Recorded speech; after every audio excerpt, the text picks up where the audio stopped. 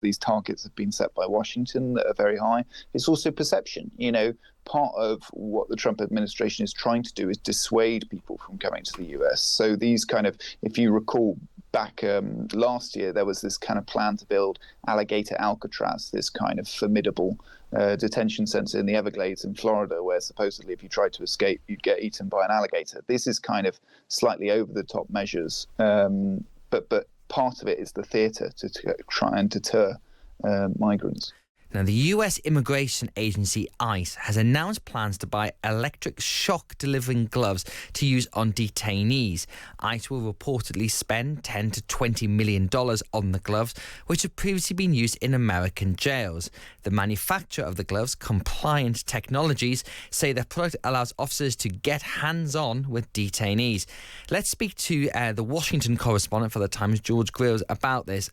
George, thank you for joining us. There's been a lot of focus on ICE and the techniques they've used when rounding up people. This doesn't exactly speak as if they're toning down their efforts here.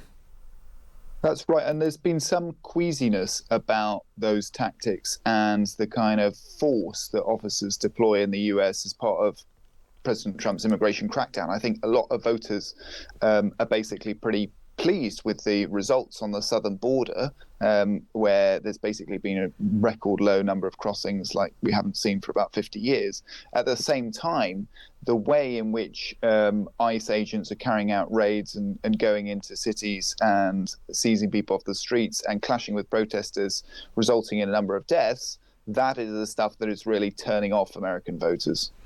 Now, these new gloves, how safe are they, and what would they mean for someone who has pre-existing health conditions? Well, the manufacturers say that even if you have heart problems or you might have a pacemaker, it's fine and it works. And yet at the same time, there's also a warning that, you use it at your own risk and it could cause injury. So it seems like they're covering themselves both ways there. It's certainly something that I think to a lot of people, it has become almost symbolic of the harsh nature of the immigration crackdown under President Trump. And in particular, we've actually seen it ramping up in the most recent months. So the number of arrests has kind of risen to its highest point last month. And that's because Trump has set a target of 2,000 detentions a day for ICE to kind of take.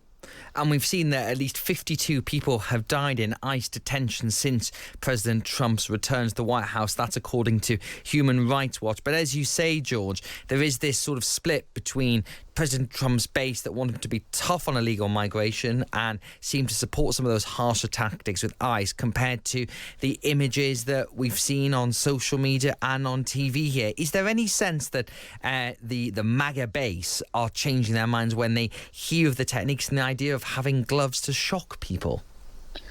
I mean, not at all. If anything, they think that the new Homeland Security Secretary, Markwayne Mullin, is basically too much of a soft touch. Even though we've seen record number of arrests in the past couple of months, just because he's basically been a little less brash in his kind of dealings with Democratic governors. I mean, you saw this antagonistic approach from the Trump administration towards states earlier this year, and that kind of crystallized in particular in Minneapolis, where you had those two protesters who were shot dead by federal agents, and that led to this massive backlash against Trump's immigration policies. But he's betting that come November's midterms, he'll get rewarded by voters, basically for what has happened at the southern border, where you do not see crossings anymore.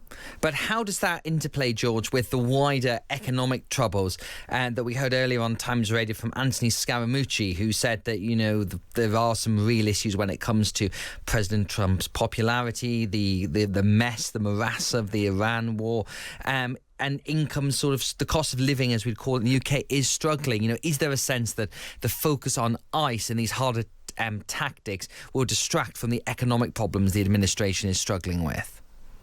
I mean, they'll try, but Trump himself, when he was talking about his 2024 election win, he credited it firstly, to the economy and to voters' frustrations with inflation under Joe Biden, and then secondly, to immigration. Immigration is secondary to the economic question, and fundamentally, inflation is higher in the US now than it was when Trump took office at the beginning of 2025, and that's why you're seeing all the polling suggesting that it's going to be a bad night for the Republicans come November. And just to finish on these gloves, so this device is known as the glove, which is the generated low output voltage emitter. It delivers a shock, a maximum of 1.2 amps, and it's a lot of money the Department of Homeland Security are spending, $10 to $20 million.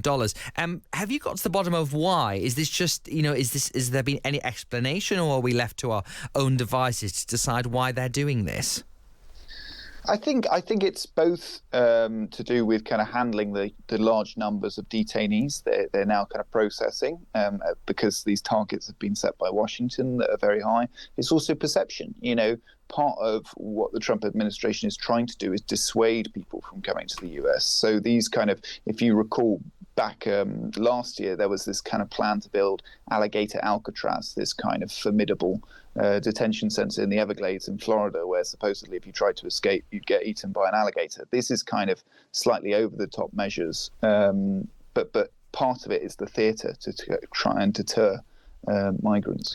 And finally, George, how are the Democrats responding to this? That ever since President Trump's last win, there's been this sense that they are struggling to get an alternative narrative. This stuff that ICE is doing is so harsh. Is their critique getting any pickup? Well, this is one of the divisions that is really animating the Democrats. There are those on the left, the progressives, who say we must abolish ICE altogether, just get rid of it. They think it's, this kind of effectively an arm of what they would describe as the Trump's police state in the US. But then you have the moderates who think, no, there are a lot of Democrat voters who are also concerned about illegal migration in the US, and we need to appeal to them as well. So calling for the total abolition of ICE is going too far. But I think most of the party will unite around the idea that, electric shocking gloves is, a step too far even for them. Well, thank you very much. That was George Grylls, who is the Washington correspondent for The Times.